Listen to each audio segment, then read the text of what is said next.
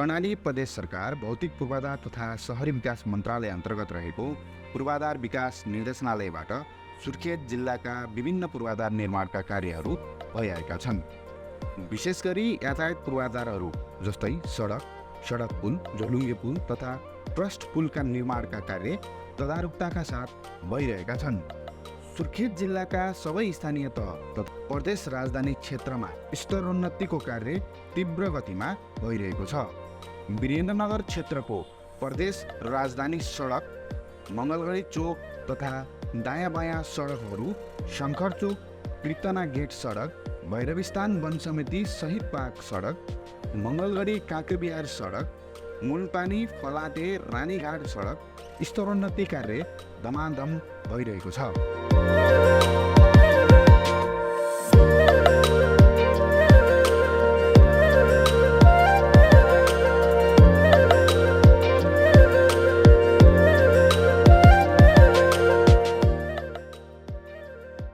चौपुनी, पञ्चपुरी, बराताल लगायतका क्षेत्रमा घाटगाउँ गुटु सडक, कुइने जामु बाबेचौर सडक तथा मदन भण्डारी राजमार्ग अन्तर्गत बट्टीचौर खम्बागाडे सडकको स्तरोन्नतिको कार्य पनि तीव्र गतिमा अघि बढेको छ।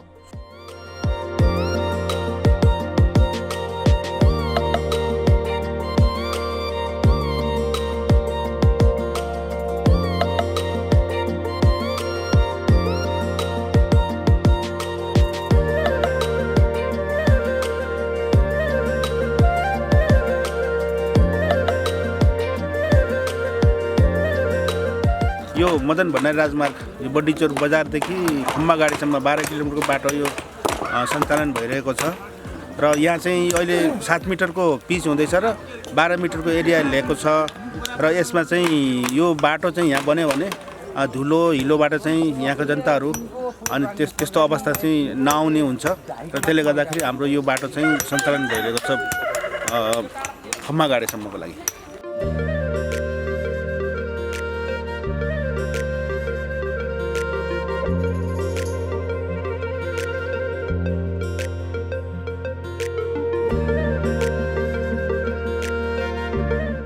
सुर्खेतको पूर्वी क्षेत्रमा पनि धरमपोखरा औलचिङ ढाडखेत सडक, मेहलपुना बडाखोरी सडक लगायत थुप्रै सडकहरूको स्तरोन्नति गरिएको छ।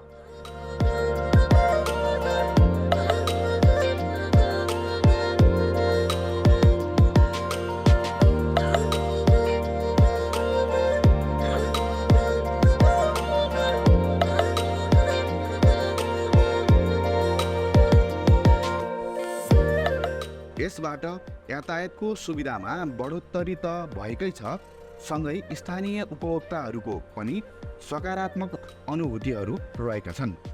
दैनिक जीवनमा सहजता ल्याउनुको साथै जीवनस्तर सुधारमा समेत सकारात्मक प्रभाव पारेको छ। सडक सँगसँगै यातायात पूर्वाधार अन्तर्गत सडक पुलहरूको निर्माणको कार्य पनि निर्देशनालयले अगाडि बढाएको छ।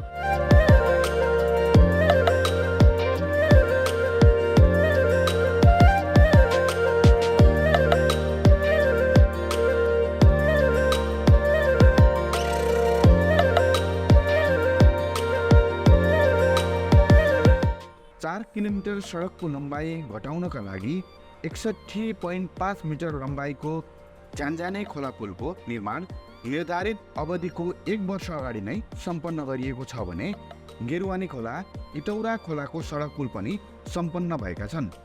यसै गरी सान्दी खोला, नेवारे खोला, मुरली खोला सडक पुलहरू पनि सम्पन्न हुने चरणमा छन्। यी बाहेक झोलुङ्गे पुल, ट्रस्ट पुल निर्माण कार्य अगाडि बढेका छन्। 4 वटा ट्रस्ट पुलहरूको निर्माण सम्पन्न गरिएको छ भने 2 वटा सस्पेन्सन पुलहरू सम्पन्न हुने चरणमा छन्।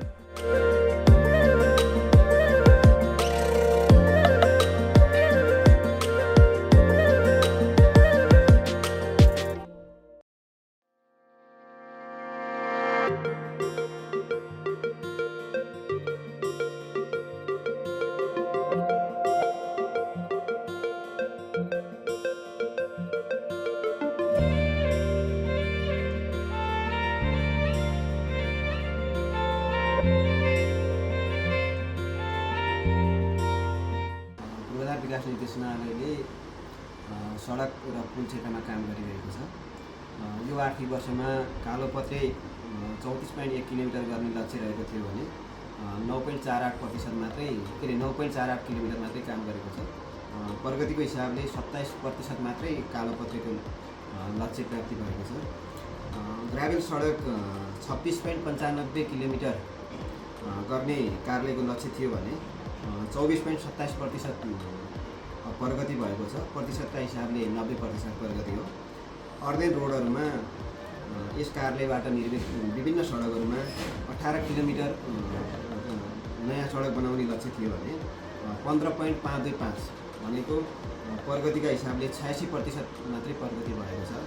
अब कालोपत्रेमा प्रगति नहुनुको कारण बहुवर्षीय आयोजनाहरूमा ठुला ठेकेदारहरूले निर्माण चरणमा ढिलाइ भनेको बेलामा काम नगरिदिने र ठेकेदारहरूले विभिन्न बाहनामा मूल्य वृद्धि यी कुराहरूले गर्दा ठुला आयोजनाहरूमा समस्या देखिएको हो।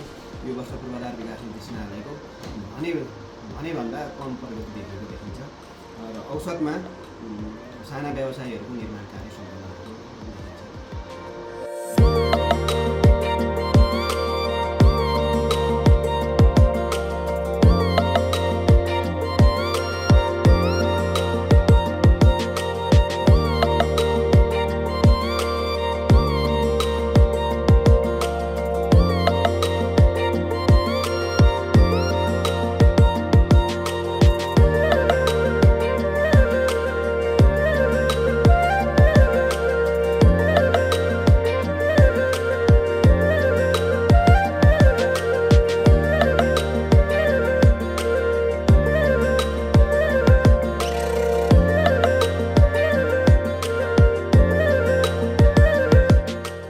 अन्य सामाजिक विकास अन्तर्गत जनता आवास कार्यक्रम, विपन्न आवास कार्यक्रम मार्फत 300 बढी निजी आवासको निर्माण सम्पन्न भएको छ भने 200 घरहरू निर्माण सम्पन्न हुने चरणमा छन्। कार्यालयले सार्वजनिक निर्माणको गुणस्तरीयता कायम गर्नको लागि प्रयोगशाला समेत स्थापना गरेको छ। यसलाई अझै व्यवस्थित गर्न प्रयोगशाला भवनको निर्माण कार्य पनि सम्पन्न गरिँदैछ।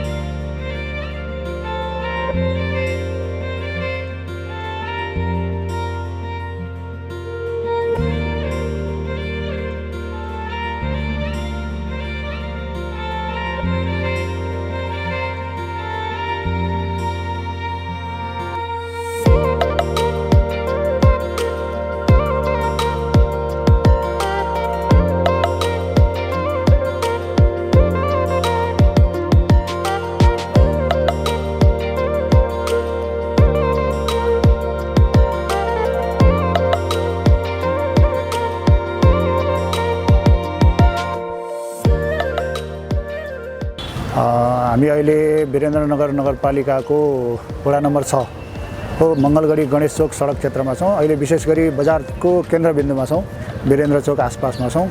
हामी यो पूर्वाधार विकास निर्देशनालयबाट विगत 1.5 वर्ष अगाडिदेखि कन्ट्र्याक्ट गरिएको ठेक्का लगभग सम्पन्नताको चरणमा छौँ। मङ्गलगढीदेखि वीरेन्द्र चोकसम्म सम्पन्न भइसकेको छ भने करिब 2100 मिटर 2100 मिटर मध्ये हामी अबको 15 दिनभित्रमा सबै कामको निर्माण सम्पन्न गर्ने चरणमा छौँ। जम्मा 13 करोड 62 लाखको ठेक्का स्वीकृत गरी सोही अनुसार चाहिँ हामी निर्माणको कार्य अगाडि बढाइरहेका छौँ। यसमा निर्माण व्यवसायी खड्का कन्स्ट्रक्सन जुन चाहिँ नेपालगञ्ज रहेको छ उसको ठेगाना, उसले सुरुदेखि नै निर्माणको काम चाहिँ तीव्र गतिमा अगाडि बढाइरहेको छ र उसको निर्धारित अवधिमै यो निर्माणको काम चाहिँ सम्पन्न गर्न गइरहेका छौँ हामी। यसको सडकको लम्बाइ त मैले अघि भनिसकेँ 2100 मिटर छ। यसको चौडाइ सरदरमा 13 मिटर चाहिँ हामी पिच सडक निर्माण गर्छौँ। यसको 1-1 मिटर दायाँ बायाँ नालीको भाग रहनेछ। त्यसपछि 2 मिटर दायाँ बायाँ चाहिँ फुटपाथको व्यवस्था हुनेछ। फुटपाथमा हामी इन्टरलकिङ ब्लक टाइलहरू चाहिँ युज गर्नेछौँ। यसमा सकेसम्म हामी यसमा स्ट्रिट लाइटिङको पनि व्यवस्था छ, सडकको बत्ती पनि हामी व्यवस्था गर्छौँ। त्यस्तै गरी रोड मार्किङको पनि यसमा व्यवस्था गरेका छौँ। रोड मार्किङ पनि हामी गर्छौँ। यो हाम्रो अस्फाल्ट कङ्क्रिट अहिलेसम्मको सबैभन्दा राम्रो, यो बिटुमिन प्रयोग गरेर गरिने पिचमा सबभन्दा राम्रो पिच भनेर मानिन्छ यसलाई विश्वस्तरमै। र यो 50 मिलिमिटर अथवा 5 सेन्टिमिटरको बाक्लो यो प्रिमिक्स नबनाऊ, यसलाई अस्फाल्ट कङ्क्रिट चाहिँ हामीले गरेका छौँ। सबै ठाउँमा यसमा जम्मा 7वटा सेक्टरहरू रहेको छ। 2100 मिटरमा 7वटा सेक्टरहरू चाहिँ हामीले यो काम गर्दैछौँ। वीरेन्द्रनगरको कोर एरियामा जहाँ चाहिँ हामी बसिरहेका छौँ, सबै बजार क्षेत्र चाहिँ यहाँ केन्द्रित छ। सबैको यो प्रदेशको राजधानी पनि भएको हुनाले प्रदेशको राजधानी सडकमा यो प्रदेशको राजधानीमा यहाँको सडकलाई चाहिँ अलिकति राम्रो र दिगो हुने रूपमा चाहिँ हामीले निर्माण कार्य अगाडि बढाइरहेका छौँ। यसको सौन्दर्यतालाई पनि हामीले मध्यनजर राख्दै आगामी दिनमा रोड लाइटिङका कुरा, त्यसपछि ट्राफिक लाइटका कुराहरू, त्यस्तै डेलिनेटर पोस्टहरू, त्यस्तै गरी लाइनिङहरू, त्यस्तै क्याट आइजहरू जुन चाहिँ अब हामी राति हिँड्दाखेरि पनि बत्ती बलिरहने जस्तो त्यो समेतको व्यवस्था गर्ने गरी हामी त्यो तयारी गरेका छौँ। त्यो स्थितिमा हामी यो सम्पन्न गर्दैछौँ। अब यो असारको 20 गतेसम्ममा हामी सबै निर्माणको काम चाहिँ सम्पन्न गर्ने तयारीमा छौँ।